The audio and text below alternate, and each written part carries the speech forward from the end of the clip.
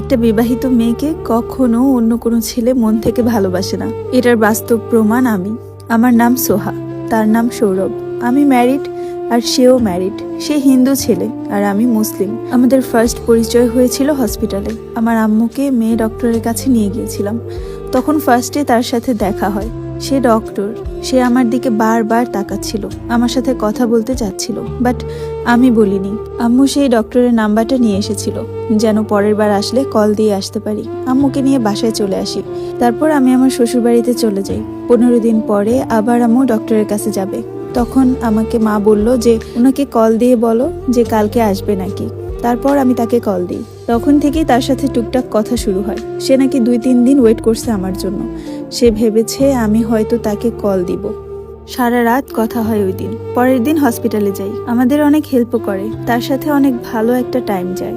তারপর এসে পড়ি। এমন করে কয়েকটা দিন যায়। হঠাৎ সে আমাকে বলে যে তোমাদের মতো লাইফ আমাদের না, ছেলেদের অনেক কষ্ট করতে হয়। তারপর আমি তাকে বলি যে বউ পাওয়ার জন্য কষ্ট করেন। তখন সে বলে বউ তো আছেই। আমি বলি কই, দেখলাম না তো। সে বলল দেখাবো না। ফার্স্টে আমি ভেবেছি যে মিথ্যা কথা বলে, পরে দেখলাম সত্যিই বলতেছে। আমিও কিন্তু ম্যারিড। কিন্তু তারপরও কেন জানি কথাটা শুনে কষ্ট লাগলো। আমি পাগলামি শুরু করলাম। সে আমাকে বোঝাতো, দেখো আমাদের মধ্যে এটা পসিবল না। তুমি মুসলিম, আমি হিন্দু। আমিও বুঝতাম, কিন্তু তারপরও অনেক খারাপ লাগতো। সে কথা না বললে অনেক কষ্ট হতো। সেও আমার সাথে কথা বলতো। প্রায় রাত 12টার পরে কল দিত, কথা বলতো। ওভাবে ভালোই যাচ্ছিল আমার দিনগুলো। আমি প্রায় সময় 80 টাকা ভাড়া দিয়ে তার সাথে দেখা করতে যেতাম। সেও আমাকে টাইম দিত। একদিন দেখা করার সময় সে হসপিটালে আরেকটা রুমে আমাকে নিয়ে গিয়েছিল। পরে জড়িয়েও ধরেছিল, কিস করেছিল। আমারও তাকে ভালো লাগছিল, তাই আমিও আর তাকে কিছু বলি নাই। এভাবেই 2টা মাস কেটে যায়। সে কিভাবে জানি বুঝে গিয়েছিল যে আমি বিবাহিত। তারপর আমিও বলে দিলাম যে আমার বিয়ে হয়েছে। এইভাবে তার সাথে দেখা কথা ভালোই যাচ্ছিল। পরে আমি আমার স্বামীর কাছে সব বলে দিই। সে ফার্স্টে ভালো ব্যবহার করে আমার থেকে সবকিছু শোনে।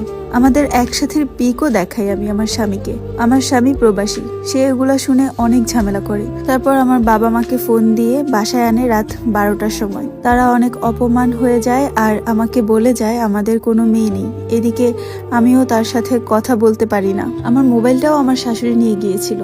এগুলো নিয়ে আমার শাশুড়ি আমাকে অনেক বকাঝকা করে। সে আমাকে এমনিতেই পছন্দ করে না, তার মধ্যে আবার এইগুলা শুনছে। অনেক বাজে ব্যবহার করে আমার সাথে। আমার বাবা মা আমার সাথে এখনো কথা বলে না, আর সৌরভের সাথেও কথা হয় না। অনেক খারাপ লাগে আমার। আমি কাউকে বোঝাতে পারি না। আমার স্বামী, শ্বশুর বাড়ির লোকজন সবাই আমাকে অনেক কষ্ট দিত। তাই আমি এই কাজটা করেছিলাম। আমার বাবার বাড়ি গরিব ছিল, তাই আমার শ্বশুর বাড়ির কেউ আমাকে কখনো দাম দিত না। যা তা ভাষায় গালাগালি করত। আশেপাশের মানুষকেও ডেকে আনতো আমাকে বকার জন্য। এইসব জানার পরে আমার সাথে অত্যাচার আরো বেড়ে যায়। আর এইদিকে আমার বাবা মাও আমার পাশে নেই। এখন কি করব কিছুই বুঝতেছি না। আমার মতো ভুল যেন কোনো মেয়ে না করে। স্বামীকে সব সময় মনের কথা বলতে হয় না, সব স্বামীও আপন হয় না। সবাই আমার জন্য দোয়া করেন যেন আমি এই ঝামেলাটা কাটিয়ে উঠতে পারি। এদেরকে সোহা নামের একটি মেয়ের জীবনের গল্প পড়ে শোনাচ্ছিলাম। এই স্টোরিটি পড়ে আমি যতটুকু বুঝতে পারলাম, এখানে আমি তোমাকেই বলতেছি সোহা, মাইন্ড করো না। ছেলেটার থেকে তোমার দোষটা বেশি, তোমার ফল্ট বেশি। তোমার স্বামী ভালো না, তুমি তোমার বাবা মাকে বলে ডিভোর্স নিতে পারতা, কিন্তু তুমি যে কাজটা করছো সেটা মোটেও ঠিক না। আমি এখানে ওই ডক্টর ছেলেটার দোষ দিব না। হ্যাঁ, ছেলেটা তার দিক থেকে দোষী, কারণ সে তার বউ রেখে এসে তোমার সাথে সম্পর্ক করছে। বাট তুমিও দোষী। ছেলেটার থেকে আগ্রহ বেশি তোমার ছিল, তোমার কথাতেই বোঝা যায়। এমন হয়তো যে ছেলেটা তোমাকে ফোর্স করছে বা ছেলেটা তোমাকে নানানভাবে ম্যানিপুলেট করছে, দেন তুমি তার প্রেমে পড়ছো। কিন্তু এমন কিছুই না। তুমি আগে তার কাছে ধরা দিছো, তাই তার চেম্বারে তুমিই যাইতা। এখন যদি তোমার লাইফে ঝামেলা হয়ে থাকে, সেটাও তোমার কারণেই হয়েছে। আর হ্যাঁ, শ্বশুরবাড়ি ভালো না হলে সেটা বাবা মাকে জানিয়ে ডিভোর্স নিয়ে নিতে পারো, কিন্তু তুমি এটা করোনি। তুমি একটা ভুল রাস্তা বেছে নিয়েছো। আর সবচেয়ে বড় কথা, যে কোনো স্বামী এটা শুনলে রিয়েক্ট করবে। তোমার উচিত তোমার স্বামীর কাছে ক্ষমা চেয়ে নিজেকে পরিশুদ্ধ করা আর নিজের জীবনটা সুন্দর করে গুছিয়ে নেওয়া। আর ভিউয়ার্সদের উদ্দেশ্যে বলছি, এই স্টোরিটি থেকে যদি মনে হয় কিছু শিক্ষণীয় আছে, অবশ্যই শেয়ার করে দিবেন।